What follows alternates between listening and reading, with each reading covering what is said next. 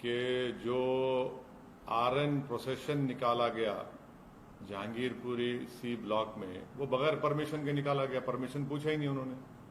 Delhi police commissioner का कहना है जब बगैर पुलिस परमिशन के इस तरह का यात्रा निकालते हैं और उसमें हथियार होते हैं, तलवारें होती हैं, पिस्टल होता है, कंट्री मेड पिस्टल होते हैं, पिस्टल होता है, तो फिर ये पुलिस क्या खामोश तमाशे बनकर बैठी थी कि पुलिस गूंगी हो गई थी, अंधी हो गई थी पुलिस?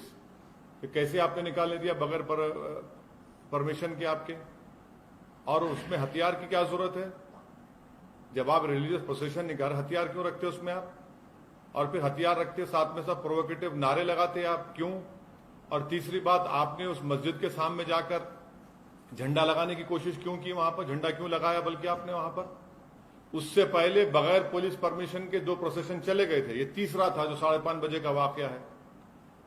तीसरी बात यह है कि जब से अमित शाह इस देश के होम मिनिस्टर बने हैं, ये वाहिद यूनियन टेरिटरी जहां पर लॉ एंड ऑर्डर एमएचए के तहत आता है। 4 वायलेंस हो चुके हैं बड़े बड़े।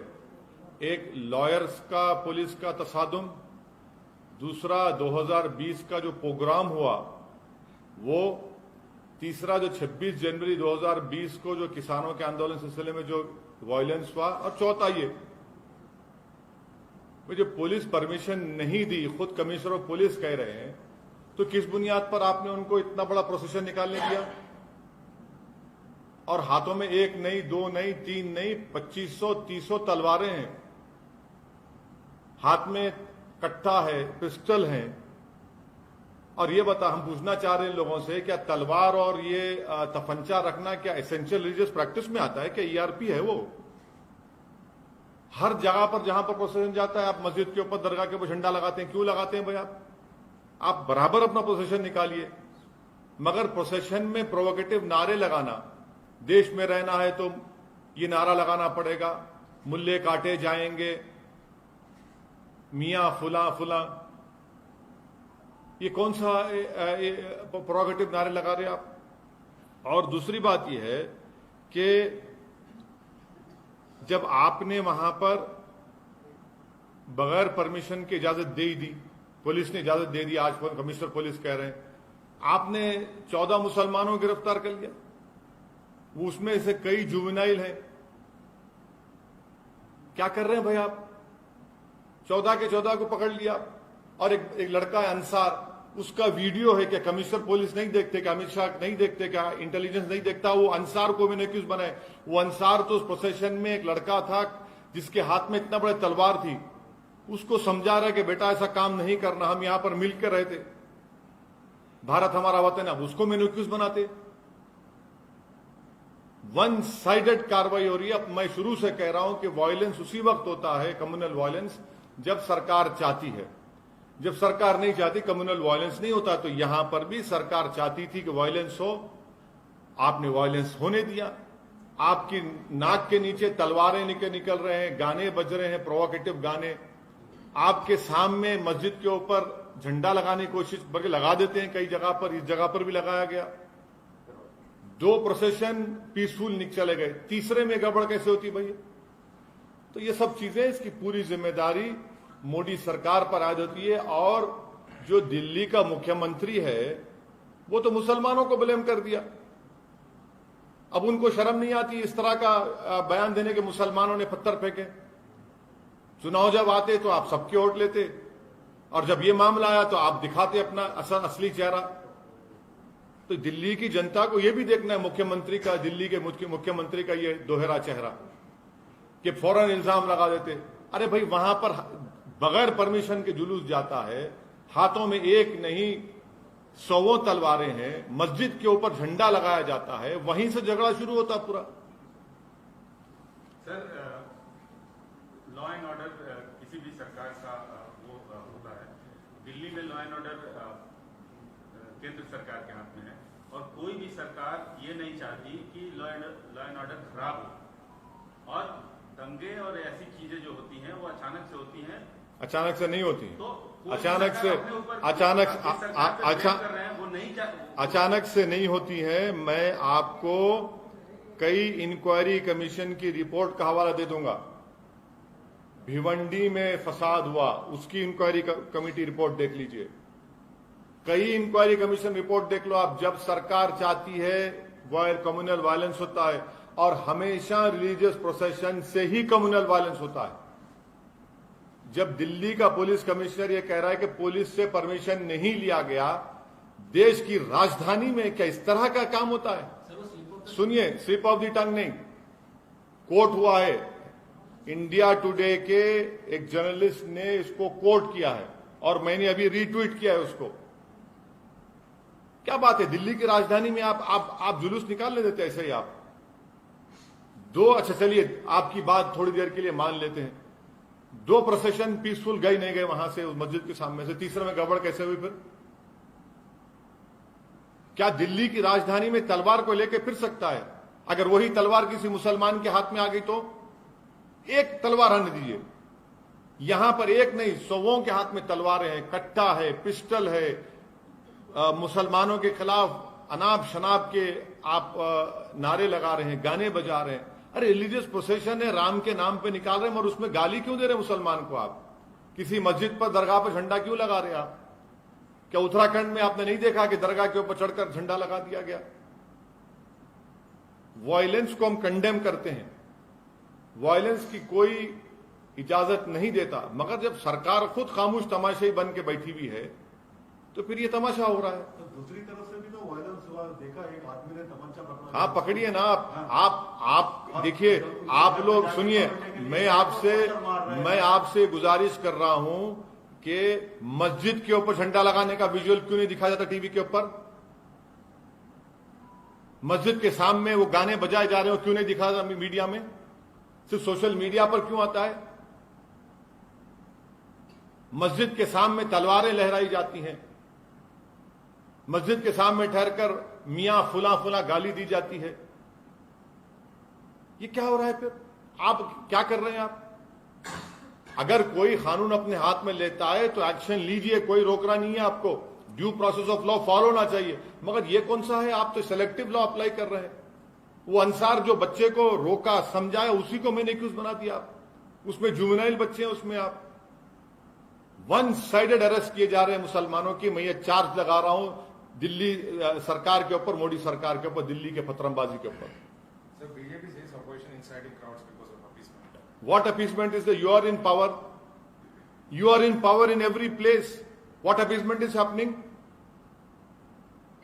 Mob lynching is appeasement, is it? Is mob lynching an appeasement? Is playing provocative songs against Muslims appeasement?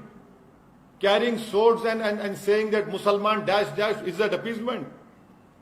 Erecting a flag on a masjid and dargah, is it appeasement? Of whom? किसका appeasement हो रहा है? पर sir, आप अमित शाह और मोदी सरकार को क्यों ब्लेम कर रहे हैं? क्योंकि दिल्ली की लॉ एंड ऑर्डर एक वाहिद यूनियन टेरिटरी है जो मोदी सरकार के तहत आती है। लॉ एंड ऑर्डर, मैं आपको एग्जाम्पल दे रहा हूं, 4 बड़े बड़े वायलेंस हुए हैं। एक लॉयर्स का प्रोटेस्ट, 2020 का प्रोग्राम, तीसरा आपके 26 जनवरी को जो फार्मर्स के प्रोटेस्ट में वायलेंस हुआ, तशद्दुद हुआ, और चौथा ये। लेकिन सर पहले भी 2 प्रोसेशंस निकाले गए, तीसरे में ही वही तो मैं आपसे कह अगर ऐसा कुछ होता तो वही तो मैं आपसे कह रहा हूं। 2 जब पीसफुल चले गए, तीसरे प्रोसेशन में ही इन्होंने उस मस्जिद के ऊपर वहां पर वो झंडा लगाया। नहीं सर, सुनिए, वहीं पर उन्होंने तलवारें उनकी हाथों में हैं, 1 नहीं, 2 नहीं, 3 नहीं, हर एक के हाथ में तलवार है। मैं फोटो दिखाता हूं आपको, देख लो आप, वीडियो दिखाता हूं मैं आपको। लेकिन दूसरा वर्षन है कि वो एक जो बंदा जो गिरफ्तार हुआ है, सेकंड या थर्ड अक्यूज, उसने उकसाया है और वो गड़बड़ किया है। अंसार को जो आप एक्यूज बना रहे हैं, ये सरासर गलत है। उस लड़के ने कंट्रोल किया वहां पर। मैं अंसार मेरा कोई दोस्त नहीं है, ना मेरे पार्टी का है, ना मैं इसको जानता हूं, मगर सब लोग कह रहे हैं कि वहां के हिंदू कह रहे हैं ना, वहां के हिंदू भाई कह रहे हैं, उसके पड़ोसी हिंदू भाई हैं, वो कह रहे हैं अंसार की इंटीग्रिटी पर, उसके कैरेक्टर पर वो कह रहे हैं। आप बगैर परमिशन के देते हैं और आपकी नाक के नीचे सब चीजें होती हैं और आप ये इल्जाम लगाते एक तरफ। सर ये मेन मुद्दा चल रहा है अभी लेकिन सर, उसी पे- लाउड स्पीकर को लेकर आप क्या बोल रहे हैं मैडम, बोलिए मैडम। सर आज भी फिर से पथराव हुआ, आज भी स्टोन पेल्टिंग हुआ, तो उस पे नहीं वो पुलिस बोल दी, वो जिसके घर में गए थे वहां से पत्थर है, मामला पीसफुल है, पुलिस ने कह दिया। लाउड स्पीकर का बोलिए सर, लाउड स्पीकर के बारे में बताइए। सीपी ने क्या कहा? लाउडस्पीकर। नहीं सीपी ने क्या कहा? सीपी ने ये कहा कि कौन सी भी मस्जिद पे फ्लैग इंस्टॉल नहीं किया गया। ये मतलब आप बोल रहे सर फ्लैग मैं सीपी साहब को वीडियो मैं अभी ट्वीट करता हूं थोड़ी देर में, वो वीडियो वो आप लोगों को भी दिखाता हूं, देख लो आप। मस्जिद के अंदर वहां पर झंडे पड़े हुए हैं, कैसी बात कर रहे हैं वो? अपनी नाकामी को छुपाने के लिए कम से कम इतना तो झूठ मत बोलिए। तलवारें लेकर क्यों जाते हैं भाई? उनके हाथ में क्या कट्टे नहीं थे? उनके हाथ में पिस्टल नहीं थे जो प्रोसेशन में थे? दूसरी तरफ से तलवार और पिस्टल कहां से? कहां? वही तो हम कह रहे हैं, आपने इजाजत क्यों दी? अगर तलवार किसी के हाथ में है तो पकड़िए ना फिर आप। क्या एक के हाथ में तलवार है तो फूल है, दूसरे के हाथ में अगर तलवार है तो तलवार है? वो कहां से आ गया? अब वही पत्थर, छत पे पत्थरा है, सब चीज है। कोई छत पे पत्थर अत्तर नहीं है। आप जब दो प्रोसेशन पीसफुल निकल गए बगैर परमिशन के, सुनिए कोई वर्जन एक ही वर्जन हम पिछले 40-50 साल से सुन रहे हैं कि मुसलमान जिम्मेदार है इसका, माइनॉरिटी जिम्मेदार है इसका, एक ही वर्जन सुन रहे हैं। और जब इंक्वायरी कमीशन की रिपोर्ट आती तो उसमें सच्चाई सामने आती। मैं आपको आप सुनिए, अब आप सुनना चाह रहे हैं ना, मैं सुनाता हूं आपको, सुनिए। रघुवीर दयाल कमीशन रांची में क्या हुआ 1964 में, फिर 1989 में शिलान्यास का जुलूस निकाला गया, जब क्या हुआ, फिर आप देख लीजिए भिवंडी में क्या हुआ। हाँ, उसके बाद फिर आपको मैं ये भी बता रहा हूं कि 22 अक्टूबर 1977 को वाराणसी में क्या हुआ। चौथा 1978 रामनवमी प्रोसेशन जमशेदपुर में क्या हुआ। 1979 को क्या स्टेटमेंट दिया था बाला साहब द्योरस ने, वो सुन लीजिए 7 अप्रैल को। फिर उसके बाद आप justice Narayan commission of inquiry पढ़ लीजिए, उसमें क्या कहा था। हैदराबाद में गणेश चतुर्थी का जुलूस 7 सितंबर 1983 को। फिर उसके बाद आप आ जाइए 1989 को हजारीबाग का जुलूस। फिर उसके बाद आप आ जाइए 1989 कोटा में रामनवमी का जुलूस। फिर आप आ जाइए भागलपुर को, भागलपुर में फिर आप आ जाइए भागलपुर में 24 अक्टूबर को तारतारपुर में क्या हुआ। फिर आप आ जाइए commission of Ramanandan commission of inquiry ने क्या कहा था, डेथ टोल क्या थी, कितने अच्छा। फिर कर्नलगंज उत्तर प्रदेश का आप पढ़ लीजिए। सुनिए 1991 सहारनपुर उत्तर प्रदेश में क्या हुआ। सीतामढ़ी अक्टूबर 1992 को दुर्गा प्रोसेशन था, क्या हुआ। आपको मैं कितने एग्जाम्पल दूं? वो टाइम पे जब कोई टाइम में नहीं, कोई सोशल मीडिया नहीं था, कैमरा। हाँ कोई, मगर इंक्वायरी सुनिए आपके कैमरा एक आंख के अंधे हैं। आपके कैमरा 2 आंख दिखाना चाहिए, आप एक आंख के अंधे हैं, तो मैं क्या कर सकता हूं? क्या आपको नहीं दिखाई दिया वो तलवारें? क्या आपको नहीं दिखा दिया कट्टी और वो तफंचे?